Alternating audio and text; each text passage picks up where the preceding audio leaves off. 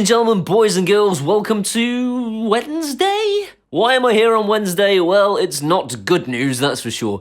Nisha has told me I need to remain polite and professional throughout this recording, so I'm going to do my darndest, no matter how utterly furious I am. So I'm going to try and let you make up your own minds about this situation and try and leave my emotions out of it. I really am going to try. These are both Broadlink RM Pros. The difference is, one I bought 5 years ago, and one I received 6 months ago, and that is pretty much the only difference there is between the two devices. There are some key differences. One, this one that I bought 6 months ago has a black base. This one has a red base.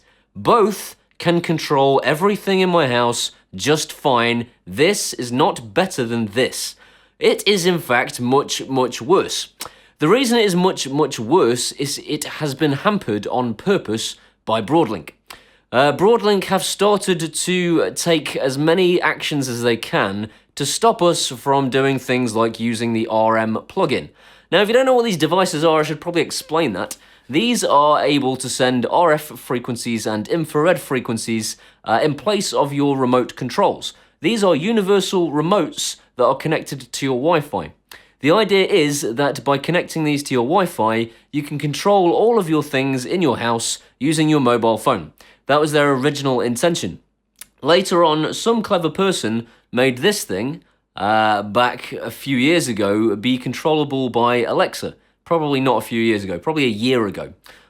So that was awesome, and all of a sudden, everyone was clamoring to set up an Android device between this and Alexa so that Alexa could control this. Broadlink later on decided they were going to have a stab at it.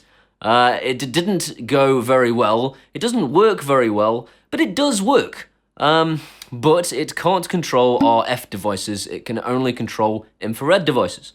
And that's where I came in. I realised I could reprogram the TV remotes and fool them into controlling the RF devices. Recently, someone approached me and said, "Hey Paul, I've just got a Broadlink RM Pro, but I can't do any of that stuff. I can't get it to be detected by the RM plugin, so I can't do the Android route. And I can't get my TV remotes to be fooled into controlling my RF devices." That's because Broadlink have stopped you doing it with the newer versions of the Broadlink RM Pro. So when people say to me, "Paul, which should I buy? I keep seeing an RM2 and an RM3 and an RM Pro Plus," the answer is, get the oldest one you can possibly find. It'll definitely be able to do more than this thing. If you get yourself an RM Pro Plus, you definitely won't be able to use the RM plugin, and you definitely won't be able to trick the remotes in the Broadlink app. So you won't be able to take either route to be able to control your RF devices using Alexa. That was quite a long-winded way of saying that, so let me just say it again. If you get the later versions of the Broadlink RM Pro, you will not be able to control RF devices using Alexa. So this is the same situation whether you use the old application, whether you use eControl, or whether you use IHC. No matter what you do, if you create a remote in here, so I'm going to go to add remote. If I now press the button and go to learn single, I'm hoping you can see this. Instead of it just going into learning mode, it now brings up this instead. You've got two choices. You can either learn or sweep frequency. If you press learn, it does not learn the frequency. It sits there blinking at you no matter how many times you press the button.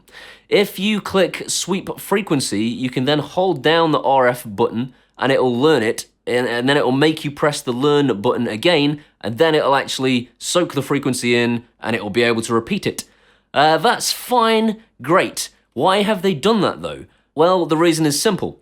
If you go into set up a TV remote, you don't get the option to sweep frequency.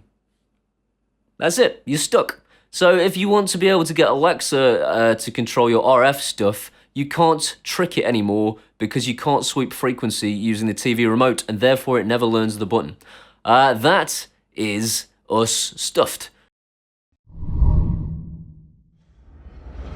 So the answer to this is Don't buy a new Broadlink RM Pro. Buy an old Broadlink RM Pro if you can. I'm not sure which are right yet. I'm not sure which do and do not suffer with this problem. I'm going to start listing that in the description as and when people report it to me, so I can figure out exactly which devices can and can't do it. And of course, eventually, we'll sell out of all the RM Pros that do what we want them to, and we'll be stuck with the new ones. And then you'll be at Broadlink's behest, waiting desperately for them to finally get their Alexa skill to work properly and be able to control RF devices as well as infrared devices. Maybe I've got it wrong, maybe this isn't a malicious attempt to stop us from having any fun, maybe they've got a better way of controlling RF devices and it's just around the corner.